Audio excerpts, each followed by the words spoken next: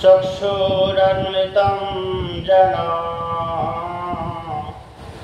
तस्मै श्री गुरुवे नमः।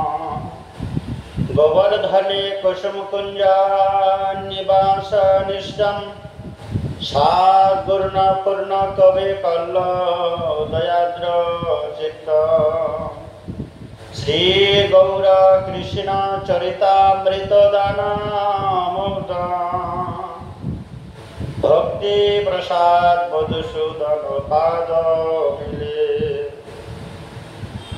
नामयं विष्णुपादाय कृष्णप्रेष्ठाय भूतले श्रीमते भक्ति सिद्धांत सरस्वती नामिने।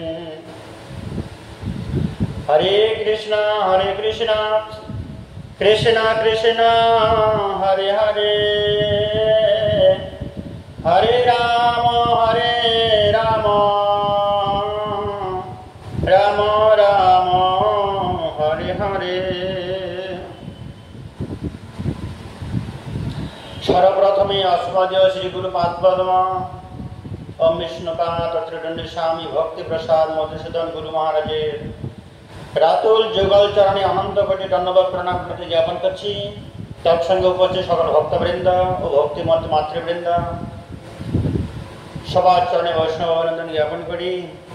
শ্রী শ্রী গুরু গৌরাঙ্গের কৃপা অবলম্বনে আমরা ধারাবাহিকভাবে চৈতন্য চরিতামৃত শ্রবণ কীর্তনে ব্রতী হয়েছি এবং কি শ্রী চৈতন্য মহাপ্রভুকে আশ্রয় করে তাহারে কৃপা তাহারে অনুগ্রহে তাহারে জীবন চরিত কথা শ্রবণ আমরা করি নিজের জীবনকে ধন্যাতে ধন্য মনে করব।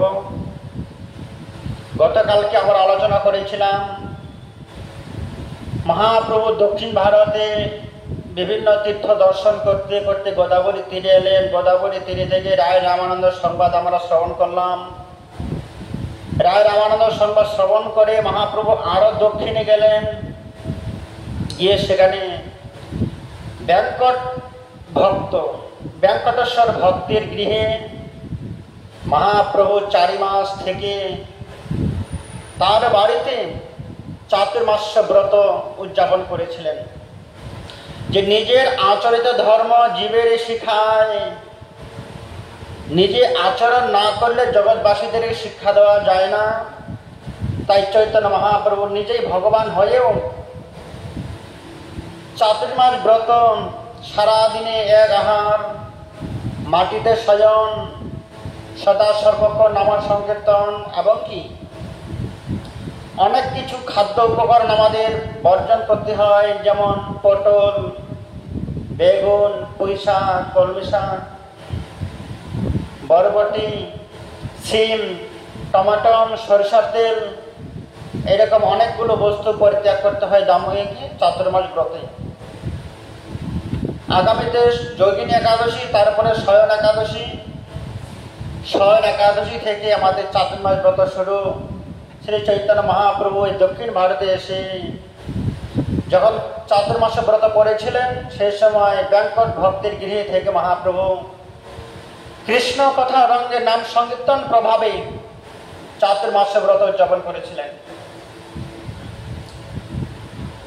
চাতুর্মাস আসে প্রভু হইল উপাসন্ন, চাতুর্মাস কৃপা করি রহ মোর ঘরে, কৃষ্ণ কথা কহি কৃপায় উদ্ধার আমারে। বেঙ্কট ভক্তের ইচ্ছা, প্রভু আপনি 4 মাস আমার গৃহে থেকে আপনি ব্রত পালন করুন এবং আমরা কৃষ্ণ কথা রঙ্গে কৃষ্ণ কথা ব্যতিরেকে কোনো কথা আমরা আলোচনা করব না। এইভাবে বিভিন্ন ভক্তরা দর্শন করতে আসতেন। বিভিন্ন ভক্তগণ মহাপ্রভুকে দর্শন করে ভক্ত হয়ে যেতেন এবং কি চাতুর্মাস ব্রত পালন চলাকালীন মহাপ্রভু কিছু ভক্তদেরকে নিয়ে এক দেবালয়ে গেলেন দর্শন করার জন্য। যেমন আমরাও যাই, কোনো আত্মীয়র বাড়ির পাশে মন্দির থাকলে চলো একবার মন্দির আমরা দর্শন করে আসি। কেন?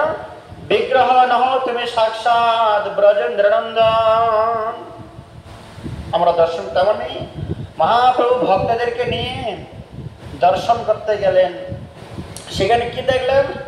অনেক ভক্তগণ শ্রী শ্রী ভগবদ গীতা অধ্যয়ন করছেন। ভগবান শ্রীকৃষ্ণের মধুরামৃত বাণী, মুখ নিঃসৃত বাণী আলোচনা হচ্ছে, ভগবদ গীতা প্রসঙ্গে আলোচনা হচ্ছে, কিন্তু তার মধ্য থেকে একজন ব্রাহ্মণ চোখের জলে বুক ভাসিয়ে ভগবদ গীতাটাকে বুকে আলিঙ্গন করছেন, গীতাটাকে দর্শন করছেন, গীতার প্রতিটা অক্ষর প্রতিটা শব্দ তিনি পুঙ্খানুপুঙ্খন ভাবে আস্বাদন করছেন। চোখের জলে বুক ভাসিয়ে তিনি ভগবানকে দর্শন করছেন। তো মহাপ্রভু তাকে জিজ্ঞাসা করলেন, হে ব্রাহ্মণ, এখানে অনেক ব্রাহ্মণ অনেক পণ্ডিতগণ ভগবদ গীতা আস্বাদন করছে, কিন্তু কারো চোখে তো জল নেই, তোমার চোখে এত জল, এত অশ্রু। ভগবদ গীতার মধ্যে এমন কি আছে যা শ্রবণ করে, যা দর্শন করে, অনুভব করে, অনুভূতি করে চোখে এত জল? মহাপ্রভু বুঝল তারে, শুনো মহাশয়, কোন অর্থ জানে তোমার এত সুখ হয়? যে এত সুখ, এত আনন্দ, তোমার চোখে জল। বিপ্র হয়ে মূর্খ আমি, শব্দার্থ নাহি জানি, শুদ্ধ শুদ্ধ গীতা পড়ি, গুরু আজ্ঞা মানি।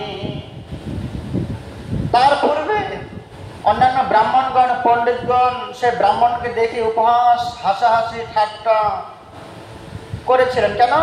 সে ভালো পড়তে পারে না, কিন্তু তার চোখের জল দেখে তাকে পাগল মনে করে উপহাস করেছিল। তিনি কি বললেন? আমি মূর্খ। দীক্ষাকালে আমার গুরুদেব আমাকে নির্দেশ দিয়েছিলেন প্রতিদিন ভগবদ গীতা অধ্যয়ন করার জন্য। আমি গুরুদেবের আজ্ঞা পালন করার জন্যই ভগবদ গীতা অধ্যয়ন করছি, কিন্তু আমি ভালো মন্দ কিছু বুঝি না।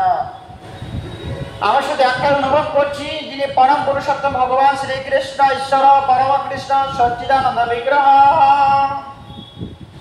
অনাদিরাদি গোবিন্দ, সর্বকারণে কারণ, যার শরীর থেকে প্রকাশ সারা বিশ্ব ব্রহ্মাণ্ড সৃষ্টি, যিনি বিশ্বম্ভর, বিশ্বকে ধারণ করেন, বিশ্বকে লালন পালন করেন, বিশ্বকে প্রতিপালন করেন, ভগবান সংহার করতে পারেন।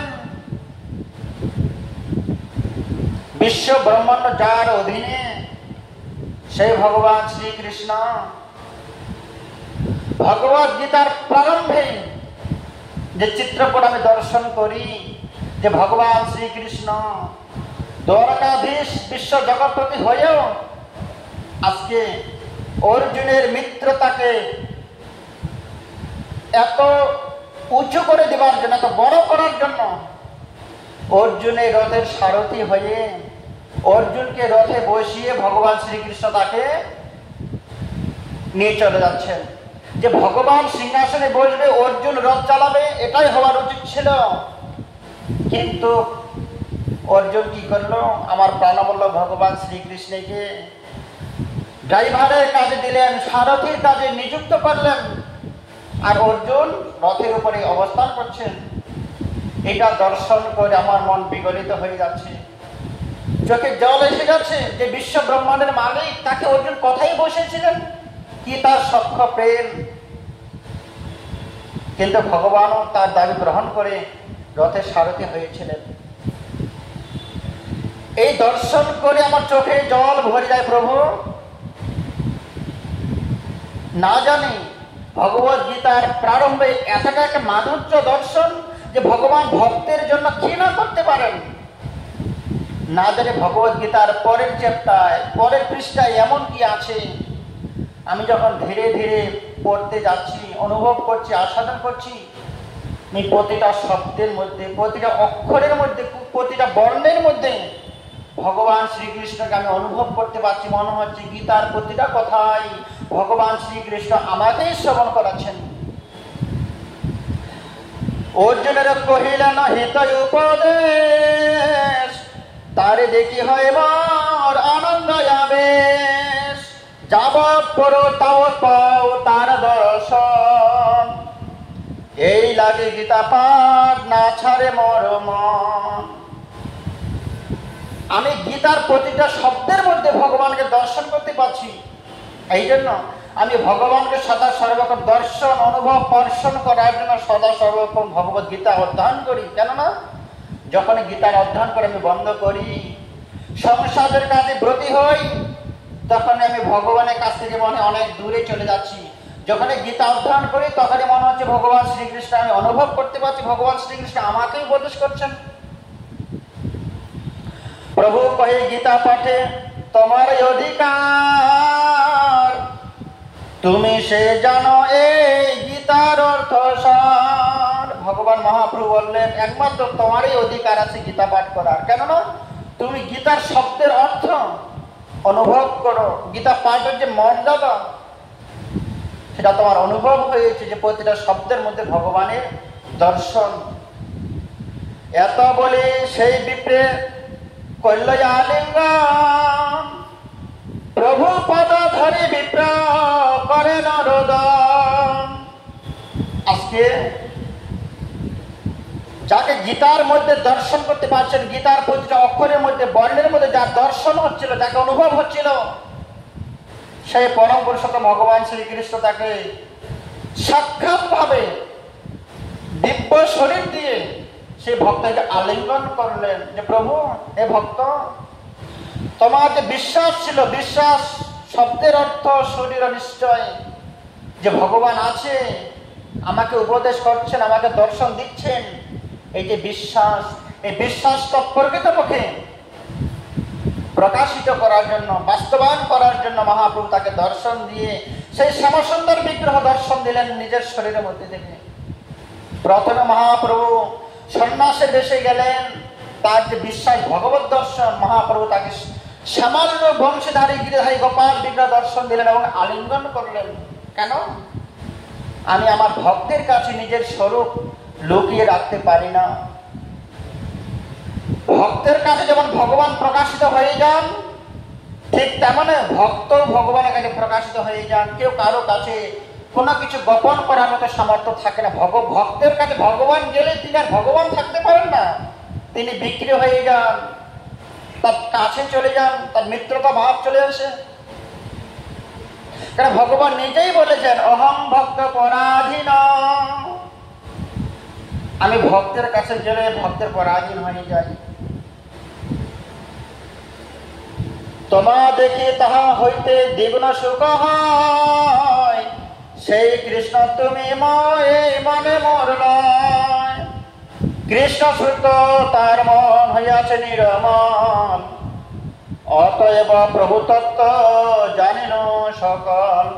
তবে মহাপ্রভু তারে করাইল শিখন, এই বাত কাহা না করিও প্রকাশন। মহাপ্রভু তাকে নিষেধ করলেন যে আমার যে শ্যামসুন্দর শ্রীবিগ্রহ তোমাকে দর্শন করালাম, এই দর্শনের কথা তুমি কাউকে কখনো বলতে পারবে না, বলতে যাবে না।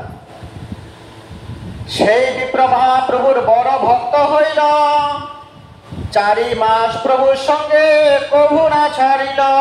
মহাপ্রভু যে ব্যাঙ্কট ভক্তের গৃহে 4 মাস ব্রত ছিলেন, ঠিক 4 মাস মহাপ্রভুর চরণ বিন্দু মাত্র ছেড়ে যাননি, সদা সর্বক্ষণ মহাপ্রভুর চরণ থেকে তাকে দর্শন করতেন। কেননা এই সন্ন্যাসী নয়, সাক্ষাৎ পরম পুরুষোত্তম ভগবান শ্রীকৃষ্ণ।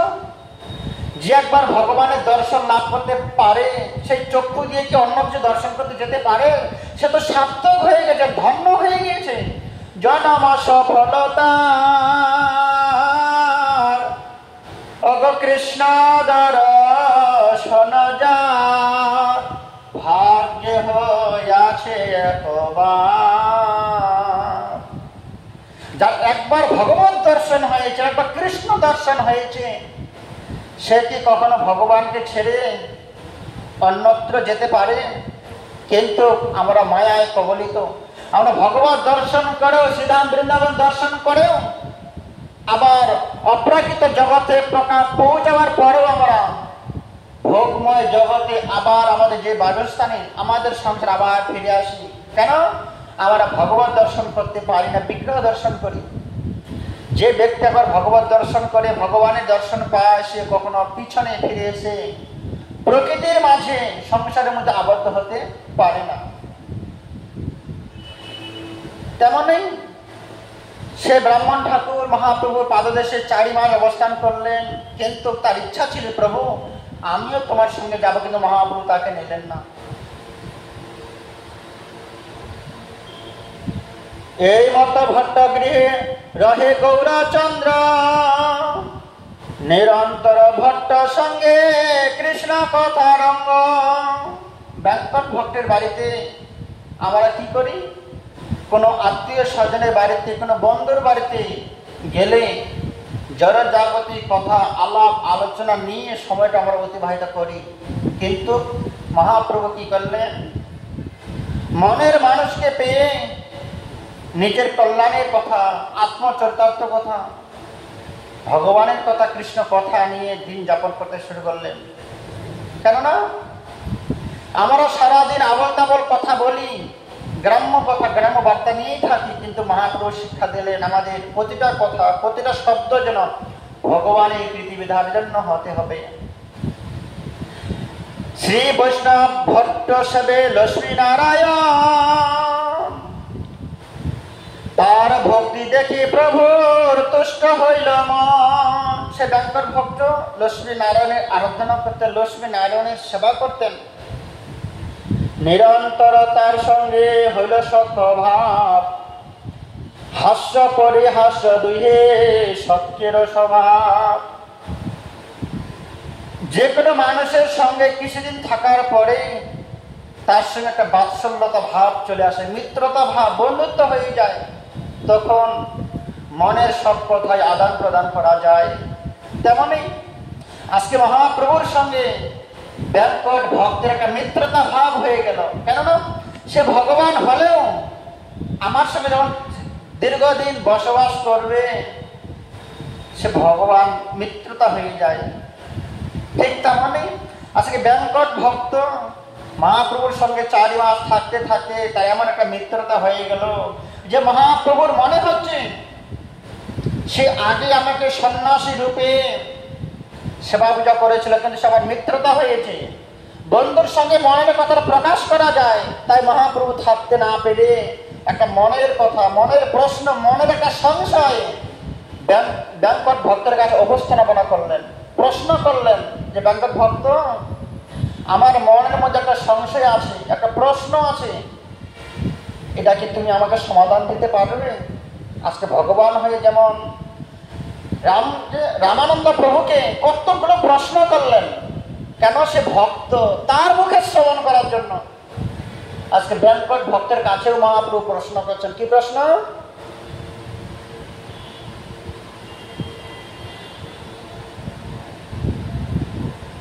প্রভু কহে ভট্ট তোমার লক্ষ্মী ঠাকুরানী, কান্ত বকস্থিত পতি ব্রত শিরোমণি। হে ভট্ট, তোমার যে আরাধ্য দেব নারায়ণ, তোমার যে আরাধ্য দেবী লক্ষ্মী ঠাকুরানী, তিনি হচ্ছেন জগৎ জননী, পতিব্রতা, প্রতিভক্তি পরায়ণী, জগৎ জননী, যে লক্ষ্মীর উপরে কোনো কিছু হতে পারে না, এতটা যে পতিব্রতা, প্রতিভক্তি। কিন্তু আমার ঠাকুর, যিনি আমার আরাধ্যদেব শ্যামাসুন্দর মদন গোপাল, তিনি গোচারণ করতে যায়, বনে জঙ্গলে ঘুরে, তার পায়ে কোনোদিন চপ্পল নেই, তিনি বনে বনে গোচারণ করতে যায়। আমার প্রাণবল্লভ গোচারণ করতে যায়, আমার আরাধ্যদেব গোচারণ করতে যাচ্ছে, কিন্তু তোমার আরাধ্যদেব রত্নময় সিংহাসনে বৈকুণ্ঠেশ্বর, বৈকুণ্ঠে অবস্থান করে আছে, তার চারিদিকে দাস দাসীগণ সেবা করছে, বহু কোটি চন্দ্র একত্রিত হয়ে রত্নময় সিংহাসনে তোমার আরাধ্যদেব এবং আরাধ্য দেবী অবস্থান করছেন। কিন্তু আমার আরাধ্যদেব বৃন্দাবনে গোচারণ করতে যাচ্ছেন, গোবৎসলে গোচারণ করতে যাচ্ছেন। গরু বাছুরের গাভীরের খুরের ধুলো আমার প্রাণবল্লভ কৃষ্ণকে অঙ্গরাগ করে দিচ্ছেন। কিন্তু দেখো, আমার ঠাকুর কৃষ্ণ গোপ গোচারক, সাধবী হইয়া কেন চাহে তাহার সঙ্গম। আমার এটাই সংকল্প, এটাই কি যাকে বলে অনুসংকল্প, তার মানে সন্দেহ। যে আমার প্রাণবল্লভ ভগবান শ্রীকৃষ্ণ গোচারণ করতে যায় একজন গোয়ালার ছেলে, সে গোয়ালার ছেলের সঙ্গ, তার কৃপা, তার প্রসাদ লাভ করার জন্য তোমার বৈকুণ্ঠ থেকে লক্ষ্মী দেবী বৃন্দাবনে এলেন আমার প্রাণবল্লভ ভগবান শ্রীকৃষ্ণের কৃপা লাভ করার জন্য। সে কেমন পতিব্রতা, নিজের স্বামীকে ছেড়ে ব্রজের কৃষ্ণের দর্শন করতে এলো, বৈকুণ্ঠের বিষ্ণুকে ছেড়ে দিয়ে ব্রজধামে বৃন্দাবনে এলেন ভগবানকে দর্শন করার জন্য, পরপুরুষকে দর্শন করার জন্য। এটা আমার মনে একটু সংশয় আছে। এই লাগে সুখ ভোগ ছাড়ি চিরকাল, ব্রত নিয়ম করি তপ করি রয় পার। তোমার আরাধ্য দেবী লক্ষ্মী ঠাকুরানী গোচারক ভগবান শ্রীকৃষ্ণের করুণা পাবার জন্য সব উপভোগ পরিত্যাগ করে বৈকুণ্ঠেশ্বরে ঐশ্বর্য পরিত্যাগ করে বৃন্দাবন ধামে গেলেন আমার প্রাণবল্লভ শ্রীকৃষ্ণের করুণা লাভ করার জন্য। কেন? তিনি সব কিছু পেয়েও গ্রহণ না করে পরপুরুষকে ভগবান শ্রীকৃষ্ণের কাছে গেলেন। এবং কি ব্রজ গোপীগণ যখন সেই সুযোগটা দিল না ভগবত দর্শন করার জন্য, তখন তিনি অভিমানী তপস্যা করতে গেলেন। আমি তপস্যা করে ভগবান শ্রীকৃষ্ণের করুণা, তার দয়া, তার কৃপা লাভ করব। দেখো কোথায় ব্রজেশ্বরী, কোথায় বৈকুণ্ঠাধিপতি, আর কোথায় বৃন্দাবনের গোয়ালা ভগবানের কাছে গেলেন। ভট্ট কয়ে কৃষ্ণ নারায়ণ একই স্বরূপ, কৃষ্ণেতে অধিক লীলা বৈদ্য দিদির, তার পর্শে নাই যায় পতিব্রতা ধর্ম, কৌতিকে লক্ষ্মী চাহে কৃষ্ণের সঙ্গম। ভট্ট কি বললেন? দেখো ভট্ট কহে যে কৃষ্ণ সেই নারায়ণ। কৃষ্ণ এবং নারায়ণের মধ্যে কোনো পার্থক্য নেই, ভগবানের শুধু স্বরূপের পরিবর্তন। আমরা যেমন বাৎসল্য ছিলাম, এখন বড় হয়েছি, যুবক হয়েছি, এরপর আমরা বৃদ্ধ হয়ে যাব, ঠিক দেহের পরিবর্তন, কিন্তু আমি সেই একজনই ব্যক্তি। তেমন নেই, কে বিষ্ণু, কে নারায়ণ, কে ভগবান শ্রীকৃষ্ণ, রূপের পরিবর্তন, কিন্তু তত্ত্বগত বিচারে তারা এক, যেই কৃষ্ণ সেই নারায়ণ। আর কৃষ্ণ ভগবান জগৎপতি, জগতের পিতা, জগতের বন্ধু, জগৎপতি, যে না ভজে বা। লক্ষ্মী ঠাকুরানী আমার আরাধ্য দেবী লক্ষ্মী ঠাকুরানী যা করেছে এটাই তার প্রকৃত ধর্ম ছিল। আজকে লক্ষ্মী ঠাকুরানী তার স্বামীকে ছেড়ে ভগবান শ্রীকৃষ্ণকে লাভ করতে গিয়েছিলেন বলে তিনি পতিব্রতা নারী হয়েছে। আজকে যদি ভগবান শ্রীকৃষ্ণের কাছে না যেতেন, তিনি পতিব্রতা ধর্মটা পরিপূর্ণভাবে রক্ষা করতে পারতেন না। কেন? তিনি তো জগৎপতি, জগৎ পিতা। জগৎপতির কাছে গেলে কারো কখনো পতিব্রতা ধর্ম নষ্ট হয়ে যায় না, বরঞ্চ সেটা বৃদ্ধি পায়। আজকে আপনি আমি স্বামীর সেবা করছি, এই স্বামীর সেবার মধ্যে যদি ভগবানের সেবাটা যুক্ত হয়, তাহলে আপনার আমার স্বামীর সেবাটা মজবুত হয়, বৃদ্ধি পায়। ভগবানকে বাদ দিয়ে যদি স্বামীর সেবা করি, স্বামীর সেবাটা পরিপূর্ণভাবে পূর্ণতা লাভ করতে পারে না। যাহার মধ্যে যে সেবায়, যে কর্মে, যে জ্ঞানে, যে ভক্তিতে ভগবানের অবস্থান নেই, সেটা পরিপূর্ণ হতে পারে না। সেখানে একটু নিখুঁত একটা মাইনাস পয়েন্ট থেকেই যায়।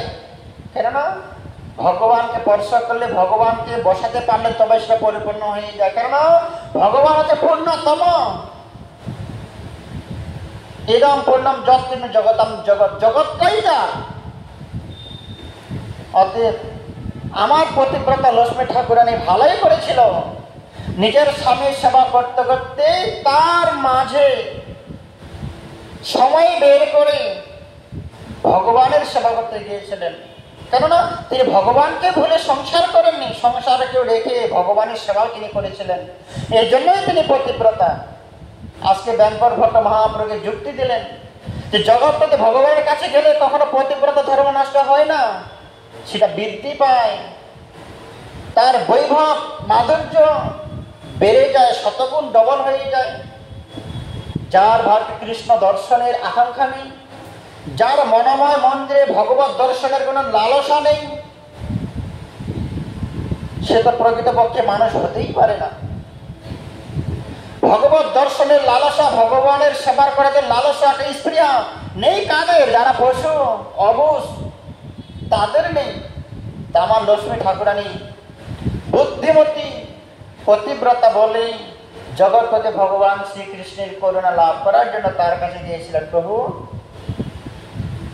কৃষ্ণের সঙ্গে পতিব্রতা ধর্ম নয় না, অধিক লাভ পায়ে আর রাসবিলাস অধিক লাভ হয়। আজকে নিজের স্বামীকে ছেড়ে জগৎপতি কৃষ্ণের সেবা করতে গিয়ে কি পেলেন?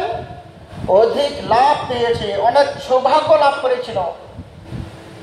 যার জন্য, যার কৃপা পেলে আপনি আপনার স্বামীর মঙ্গল করতে পারবেন, যে স্বামীর করুণা পেলে আপনি জগতের স্বামীর আয়ু বৃদ্ধি করতে পারবেন, যে স্বামীর কৃপা পেলে আপনার স্বামীর আপনি মঙ্গল করতে পারবেন, সেই স্বামীর কাছে যে না যায় তার মানব জন্ম সার্থক করতে পারে না। কেননা এই জড়জগতের স্বামীর কোনো ভরসা নেই।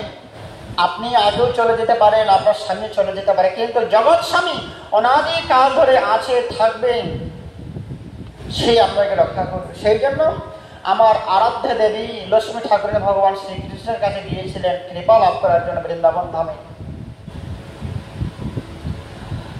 বিনোদিনী লক্ষ্মীর হয় কৃষ্ণ অভিলাষ, ইহাতে কি দোষ কেনে করল উপহাস। প্রভু, আপনি সবকিছু জেনে আমাকে উপহাস করছেন যে আমার লক্ষ্মী ঠাকুরানী ভুল করেছিল, পরে পুরস্কারে গিয়েছে, এটা আপনি উপহাস করছেন।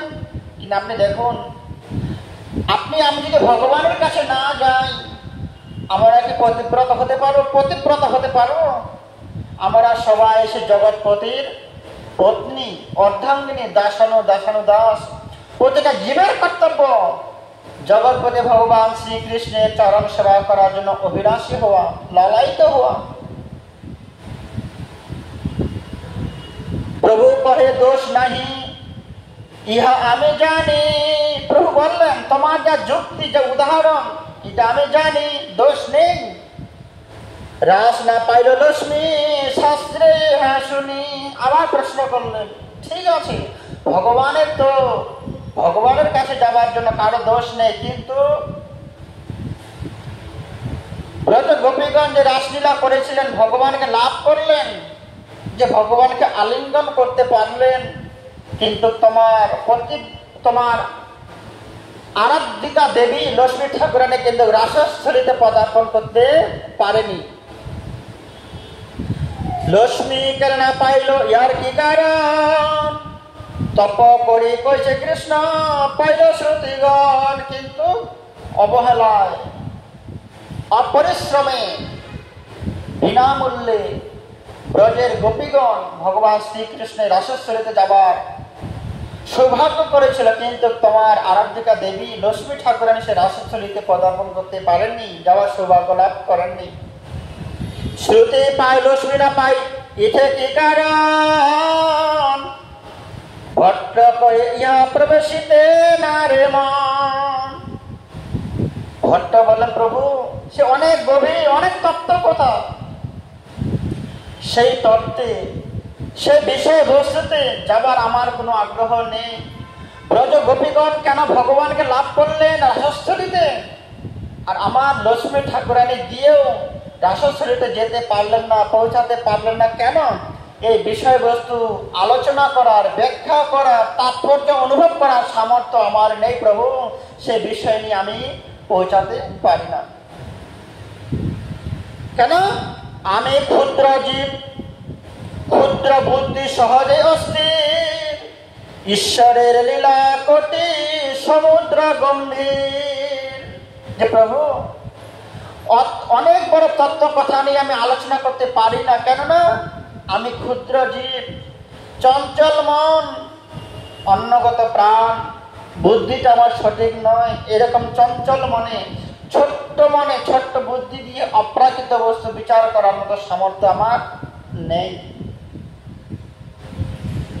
তুমি সাক্ষাৎ সেই কৃষ্ণ, জানো নিজ কর্ম, যারে জানো সেই জানো তোমার লীলা মর্ম। যে প্রভু, যে আমার লক্ষ্মী ঠাকুরানী তো তোমাকে দর্শন করতে গিয়েছিলেন শ্রীরাম বৃন্দাবনে, আপনি কেন দর্শন দেননি? ব্রজ গোপীগণকে কেন দর্শন দিলেন? লক্ষ্মী ঠাকুরানীকে আপনি কেন দর্শন দেননি? আপনি তো সেই কৃষ্ণ, আপনি আমাকে শ্রবণ করান, আপনি আমাকে বলুন সেই অপ্রাপ্ত লীলা কথা, আপনি আমাকে শ্রবণ করান, আমি ধন্যাতে ধন্য হয়ে যাই প্রভু। সেই পথে তো আমি ছিলাম না, কিন্তু আপনি তো পরম পুরুষ, সবকিছু জানেন, আপনি কেন দর্শন দেননি আমার লক্ষ্মী ঠাকুরানীকে? আমাকে আপনি সেটা শ্রবণ করেন। প্রভু কহে কৃষ্ণের এক সজীব লক্ষণ, সমাধুর্যে সর্বচিত্ত করে আকর্ষণ। ভগবান শ্রীকৃষ্ণের একটা স্বভাব, একটা ধর্ম আছে। আমাদের যেমন প্রতিটা মানুষের আলাদা আলাদা রুচি, আলাদা আলাদা স্বভাব, আলাদা আলাদা গুণ, আলাদা আলাদা দোষ আছে, ঠিক তেমনই ভগবান শ্রীকৃষ্ণের একটা স্বভাব, একটা দোষ আছে। দোষ কি? যিনি ভগবানের জন্য পদার্পণ এক পা এগিয়ে আসবেন না, ভগবান তাদের দিকে ফিরে তাকাবেন না, এটা ভগবানের একটা বড় দোষ। যারা অভক্ত, তারা যদি অনেক কিছু ভগবানকে নিবেদন করে, ভগবান সেটা গ্রহণ করেন না, অনেক বড় একটা দোষ। কোন ভক্ত যদি ভগবানকে দিতেও না চায়, ভগবান সেটা জোরপূর্বক গ্রহণ করে। কেমন দোষ হলো? ভক্তের দ্রব প্রভু কেড়ে কেড়ে খায়, অভক্তের হলো কোটি উল্টে আনাও চায়। ভগবানের একটা দোষ। কি দোষ? যারা অভক্ত, তারা যদি বড় বড় রসগোল্লা, রাজভোগ ভগবানকে নিবেদন করে, ভগবান তাকায় না, কেন? সে ভক্ত নয়। আর যে ভক্ত, সে কখন রন্ধন করে কখন নিবেদন করে ভগবানের ধৈর্য ধরে না, মনে হচ্ছে রন্ধনশালায় গিয়ে নিজের হাতে গ্রহণ করি। কেন? আমার ভক্ত আমার গুণকীর্তন আলোচনা করতে করতে রন্ধন করেছিল, আমাকে আহ্বান করেছে, আমার দর্শনে তো মন প্রাণ ভরে যাচ্ছে, কখন আমি আহার সেবা করব? এই হচ্ছে ভগবানের একটা দোষ। গুণ কি? যে করে আমার আশ তার করে সর্বনাশ, তবু না ছাড়ে পাশ, তবু করে তারে দাসের দাস। যে ব্যক্তি আমার সুখের জন্য, আমার সেবার জন্য এক পা এগিয়ে আসবে, তাকে আমি 10 পা এগিয়ে নিয়ে যাওয়ার জন্য সহযোগিতা করি। এই ভগবানের একটা গুণ। স্বভাব কি? মাধুর্য। ভগবান এটাই বলেছেন, ঐশ্বর্য জ্ঞানে আমি সুখ শান্তি লাভ করতে পারি না, মাধুর্য জ্ঞানে সুখ পাই। কেন না? আমি বনে জঙ্গলে গোচারণ করতে যাই, যে আমাকে বড় বলে মানে, সেখানে সুখ শান্তি লাভ করতে পারি না। আমার সুখ কোথায়? আমার শান্তি কোথায়? ব্রজবাসীগণের কাছে। কেননা ব্রজ গোপীগণ আমাকে কখনো ভগবান বলে দাবি করেনি, ভগবান বলে মানতেই পারেনি। তুই কোন বড় লোক, তুমি আমি সমান। ব্রজ সখারা বলতো, কৃষ্ণ কানাই তুমি কোন বড় লোক, তুমি আমি দুজনেই সমান।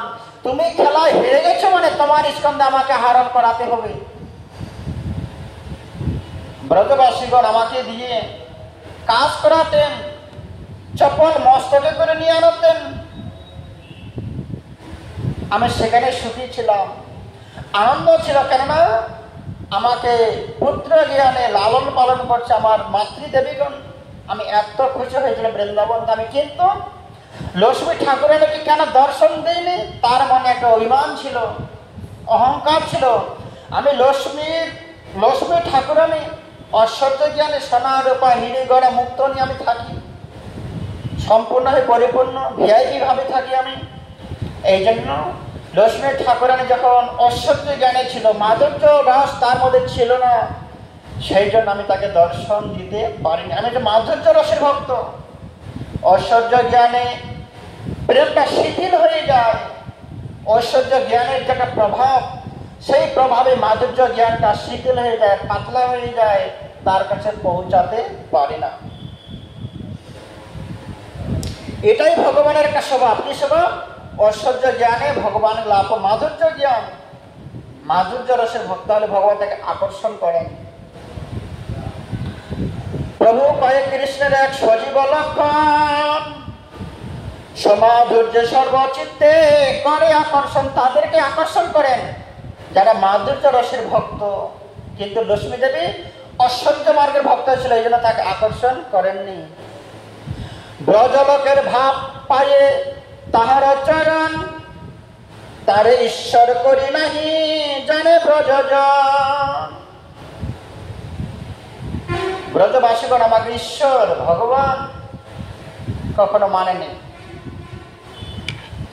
কেহ মরে পুত্র জ্ঞানে ওদু খুলে বান্ধে, কেহ সখা জ্ঞানে চিনে চারে মর কান্ধে। ব্রজবাসীগণ মাতৃজ্ঞানে বাৎসল্য ভাবে আমাকে গাছে বেঁধে রেখে দিতেন, ওদু খুলে বেঁধে রেখেছেন আমার মা। সখাগণ কি করতে আমার কান্ধে উঠতেন, তাদের একটু ফল আমাকে খাওয়াতেন। ব্রজেন্দ্র নন্দন বলি তারে জানে ব্রজজন, ঐশ্বর্য জ্ঞানে নাহি কোন সম্বন্ধ মানন। তারা জানেন নন্দ মহারাজের পুত্র গোপাল আদরের দুলাল, আমাদের প্রাণবল্লভ, তিনি ভগবান বলে আমাকে মানতেন না। ব্রজলোকের ভাবে যে করে ভজন, খুব গুরুত্বপূর্ণ ছন্দ। কি বলছেন? আমরা কাদেরকে অনুসরণ করি? সবাইকে অনুসরণ করে সাধন ভজন করলে আমাদের সাধন ভজনটা পরিপূর্ণভাবে পূর্ণতা লাভ পাবে না। কাদেরকে অনুসরণ করতে হবে? ব্রজলোকের ভাবে যে করা এ ভজন, বৃন্দাবনের ভাব নিয়ে শান্ত দাস্য সখ্য বাৎসল্য মধুর পঞ্চরসের মধ্যে যে কোনো একটা ভাব গ্রহণ করে ব্রজলোকের ভাবে যে করে এ ভজন,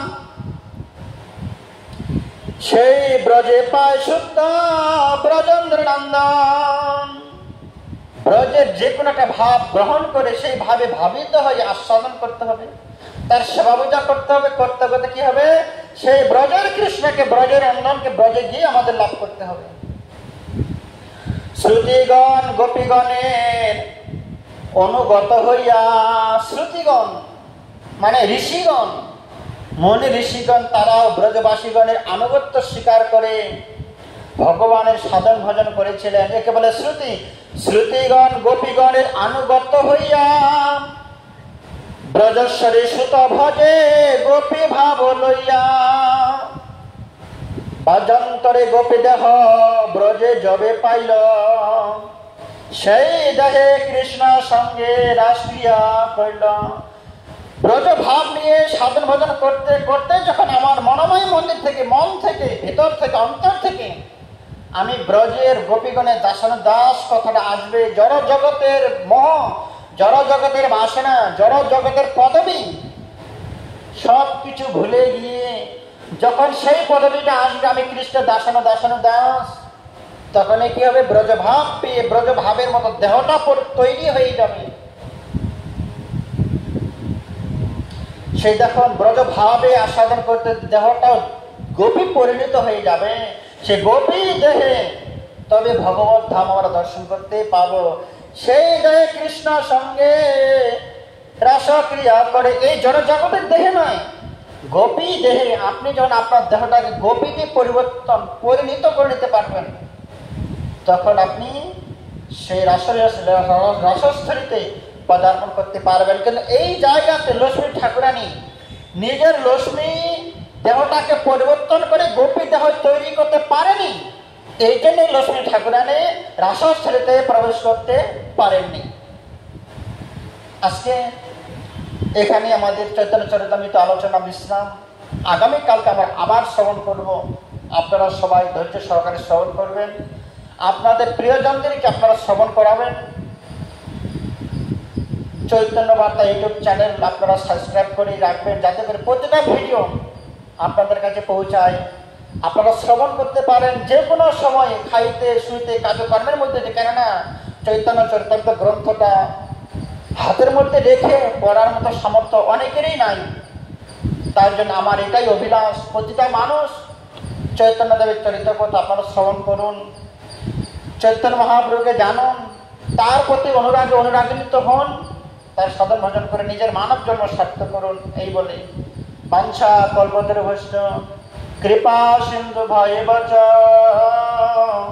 পতিতানাং পাবনেভ্যো বৈষ্ণবেভ্যো নমো নমঃ।